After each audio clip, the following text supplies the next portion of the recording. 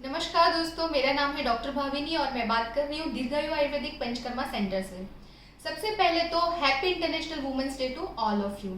तो आज हम बात करेंगे फीमेल्स के बारे में। तो मैं एक आयुर्वेदिक डॉक्टर हूँ, तो आयुर्वेदा में महिलाओं के लिए क्या बताया गया है उसके बारे में बात करेंगे। किसी ने बहुत सही बोला है कि females are the world's best creation. Because जो फीमेल्स है उसमें करेज भी देखने को मिलता है, इमोशंस भी देखने को मिलता है, एंड शी इज मल्टीटास्किंग। एक साथ बहुत सारे काम करते हैं, घर को भी संभालना, even if she is working तो फिर ऑफिस में भी जाना, ऑफिस को हैंडल करना, बच्चों को संभालना, तो वो बहुत सारे काम जो है वो एक साथ करती है। तो इसलिए उसको फिजिकली एंड मेंटली फिट रहना बहुत ही जरूरी है। तो आयुर्वेदा में फीमेल्स की केयर के लिए क्या बोला गया है उसके बारे में बात करते हैं। जो फीमेल है वो पूरी अपनी लाइफस्टाइल में अलग अलग फेज से पास होती है। प्यूबर्टी अटेंड करती है, फिर पीरियड स्टार्ट होता है, इवन प्रेग्नेंट होती है, फिर प्रेगनेंसी के बाद जब डिलीवरी हो जाती है उसके बाद जो एक केयर मिलनी चाहिए वो भी आयुर्वेदा में एक्सप्लेन किया गया है। तो स्टार्ट करते हैं। सबसे पहले जब किसी भी लड़की को जब पीरियड्स होता है तो उस टाइम पे क्या केयर करनी चाहिए उसे बोला गया है रजस्वला परिचर्या। तो आजकल की एड में बहुत इजीली दिखाया जाता है कि जो सैनिटरी पैड है वो लड़कियां पहन के बहुत उछल कूद करती है। तो एक्चुअली आयुर्वेदा के हिसाब say that is wrong, because उस टाइम पे फीमेल्स को रेस्ट मिलना बहुत जरूरी हो जाता है। आजकल की हेक्टिक लाइफस्टाइल में ये थोड़ा डिफिकल्ट हो जाता है कि वो एकदम कंप्लीटली घर पे बैठे रहे और 4-5 दिन रेस्ट करें। बट फिर भी आप जितना भी कर सकते हो रेस्ट उतना आपको करना चाहिए। कुछ और बातें भी आयुर्वेदा में बताई गई है कि जब भी आपको पीरियड्स है तो आपको उस टाइम पे दिन में सोना नहीं चाहिए।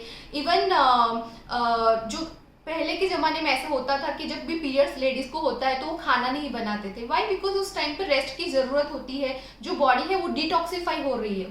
तो जितना भी आप कर पाओ या फिर एडजस्ट कर पाओ उतना, पर मिनिमम आपको रेस्ट की जरूरत होती है और आपको वो लेना चाहिए।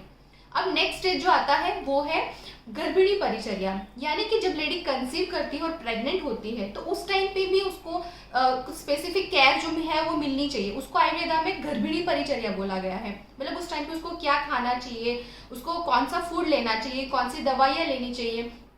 आजकल हम देखते हैं कि जब भी प्रेगनेंसी में जब ब्लड चेकअप होता है तो बहुत सारी महिलाओं में डायबिटीज देखने को मिलता है, या फिर थायराइड निकलता है, या फिर कुछ लेडीज में जो है हाइपरटेंशन देखने को मिलता है। क्यों?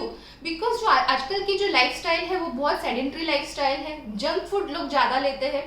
तो मेनली जो है वो घर का हेल्दी खाना खाना चाहिए। इवन आपको फ्रूट्स लेने चाहिए और किसी भी टाइप की कोई भी एक्सरसाइज आपको डेली करनी चाहिए। भले आप 30 मिनट्स या 45 मिनट्स ना निकाल पाओ, एटलीस्ट 15 to 20 मिनट से स्टार्ट करना चाहिए। और किसी भी फॉर्म की आप एक्सरसाइज कर सकते हो। आप योगा प्राणायाम कर सकते हो या सिंपल वॉकिंग कर सकते हो, सूर्य नमस्कार कर सकते हो। कोई भी प्रकार की थोड़ी एक्सरसाइज आपको डेली करनी चाहिए और एक हेल्दी लाइफस्टाइल को अपनाना चाहिए। उसके बाद आता है सूतिका परिचर्या। सूतिका परिचर्या यानी कि जब डिलीवरी हो जाती है और उसके बाद जो महिला होती है उसको बोला जाता है सूतिका, और उसको जो रेजिमेंट फॉलो करना है उसको बोला गया है सूतिका परिचर्या। कितनी महिलाओं में देखा गया है कि सूतिका परिचर्या ना फॉलो करने की वजह से कुछ कुछ डिसीज है जो उसमें आ जाता है।